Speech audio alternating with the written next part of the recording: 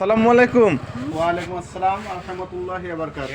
দাদা তামুক কি অবস্থা তামুকের? তামুকের অবস্থা তো বাঁশ বাস বাঁশ এই যে তামুক পোড়া থইছি কাটে নিয়ে গেলে ঘুরত দিচ্ছে, ব্যাপারীরা নিতে যাচ্ছে না। খরচ তো 90,000 করে বিক্রি হয়ে তাহলে এখন বাঁশ ছাড়া কি তামুকের অবস্থা?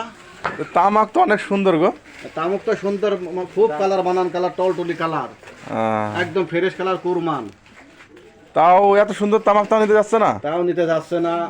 এবছরে কোম্পানির সব কাঠ কাটি দিয়েছে, কাঠ কম,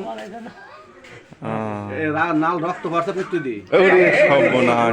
আসলে চাষি তো মার্ডার হয়ে যাবে, কোম্পানি এরকম বিশৃঙ্খলা করলে তো হবে না। এত সুন্দর তামাক যে তাও না নেয় তাহলে কি নিবে? সব অসুস্থ করে গিয়ে আমার পার্টি